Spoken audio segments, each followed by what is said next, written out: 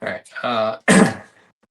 Yeah, and so I think I mentioned this right at the ad break, but I know I've seen, where they have a piece of leather and it just stays flat at there we go, stays flat at the bottom there and it's stitched.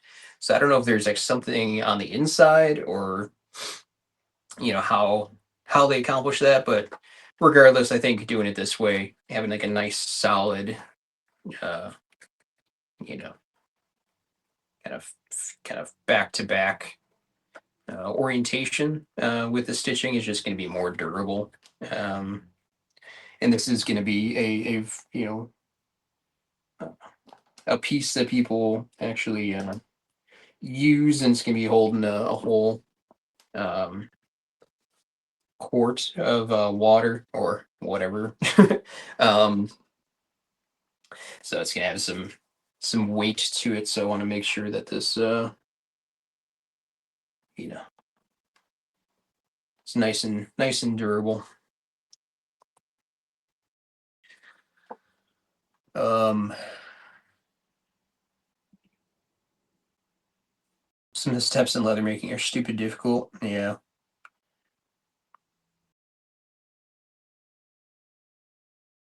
Sometimes thinking of the proper order of operations in order is difficult, especially when no template. Yeah, I mean the kind of stuff that uh um crap, why can I not remember the bespoke moonshine?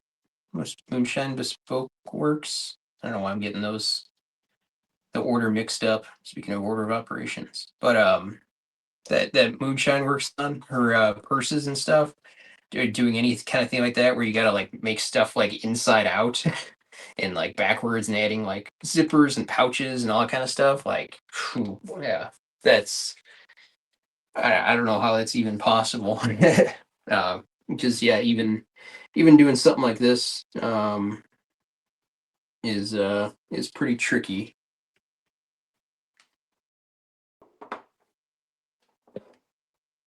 Um,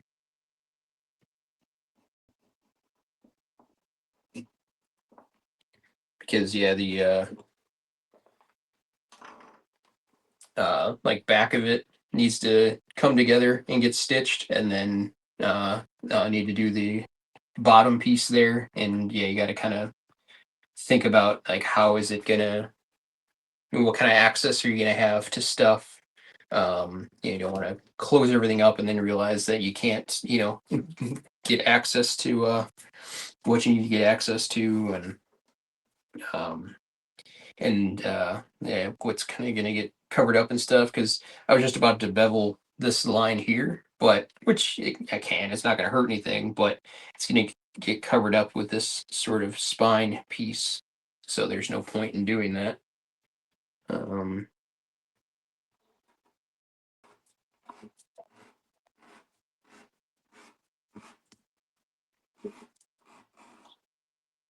so yeah, leather crafting is not not there's not as much of a barrier to entry as something like being a musician or uh I don't know, a blacksmith or a chef or something like that. But there's certainly its own, you know, challenges and you know techniques, things you learn from experience.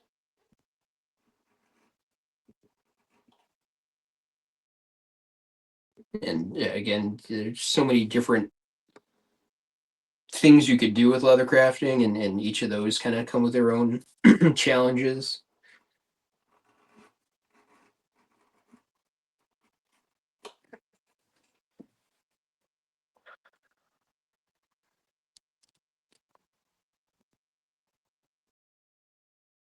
Oh, come back to your question earlier.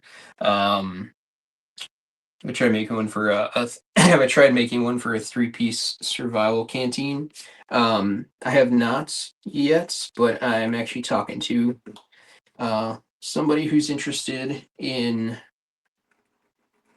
getting a leather canteen cover, uh, one that will fit the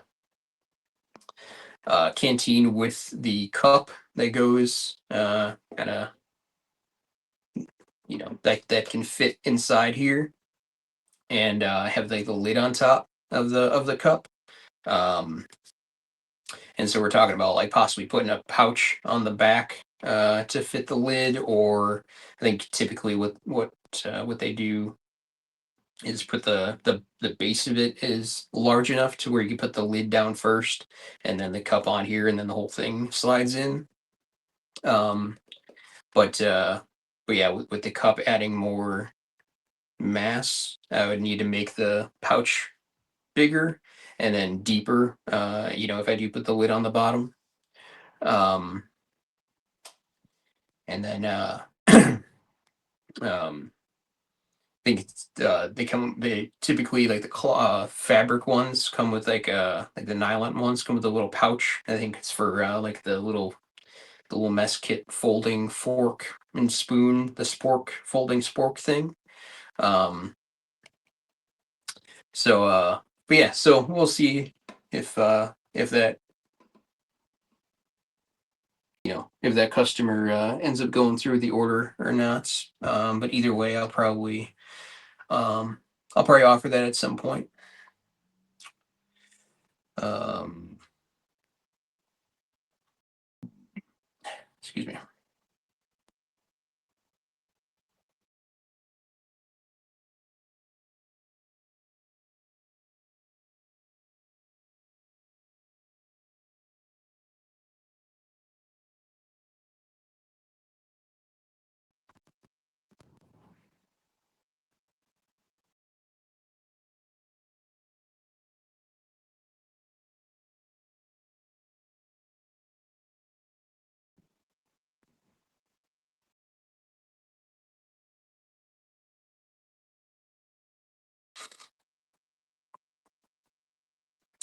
Tools are cheap and good for what they are. So yeah, for sure. Yeah, like I've said, the leather itself, it can be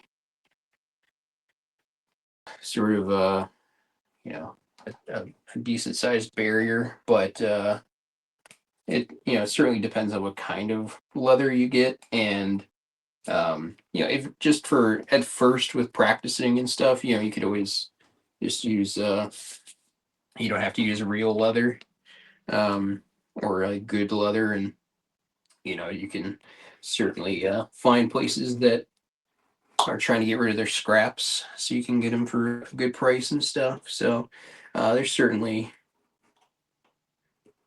ways around that as well. But yeah, I really like how you can do so much stuff without having thousands and thousands of dollars worth of tools, and you can do it on a pretty small table.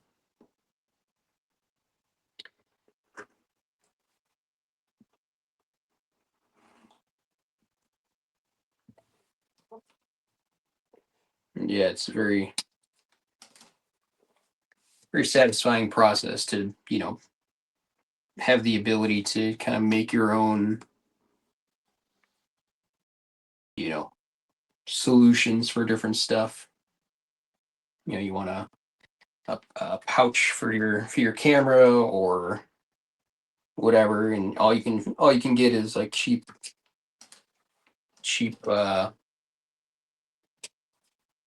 nylon stuff that keeps falling apart, or you can't find a good quality belt or something like that.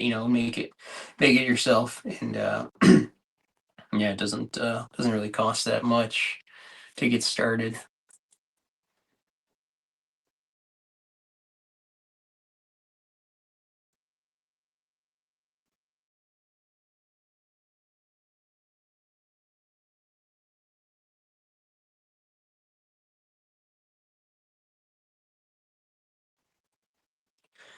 um but yeah, I like I said, in talks with that person who's interested in the kind of whole canteen set pouch. So hopefully that one, hopefully that order works out. But even if not, I'm planning on uh, making a version of this that's not dread related, just for make it a little bit more of a universal product. And then yeah, I absolutely want to branch out further into making one that holds a whole mess kit, and just kind of see what other options there are out there. Um, yeah, space for different accessories, and maybe a kit that like water canteen pouch plus something else that would be good handy to have on a hike. I have this fire kit that I showed. Um,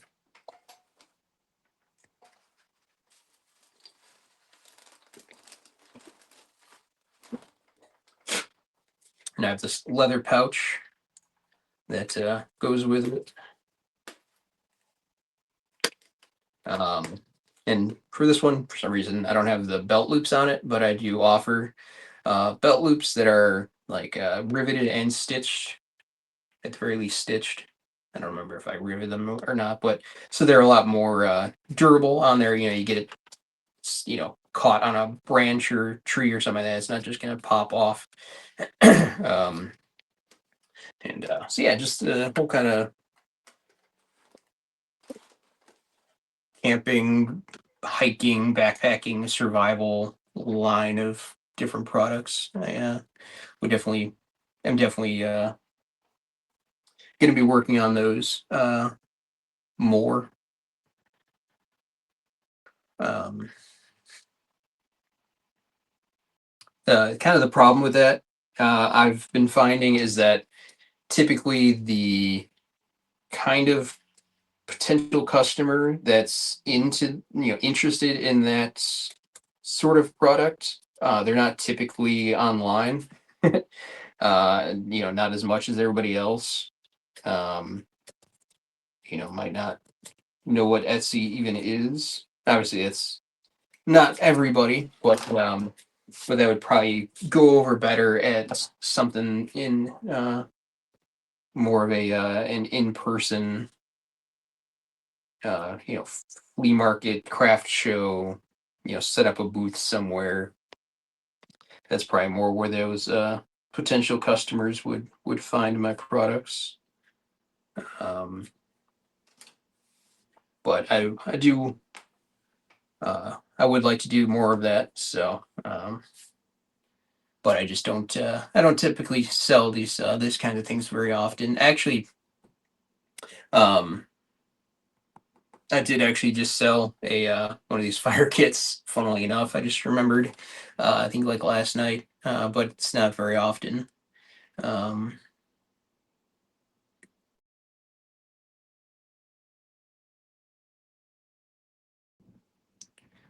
but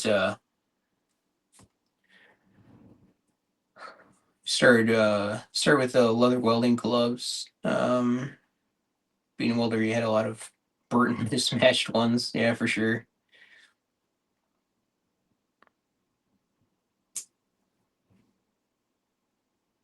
Uh,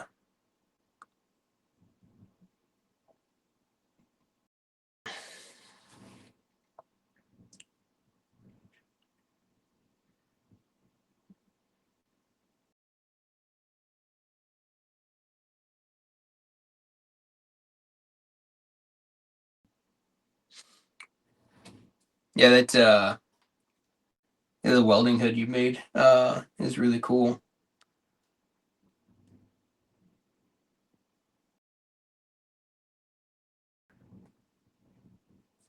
Have you done that for anybody else? I feel like that's the kind of thing that a lot of people would be like, yo, I need to get I need to get me one of those.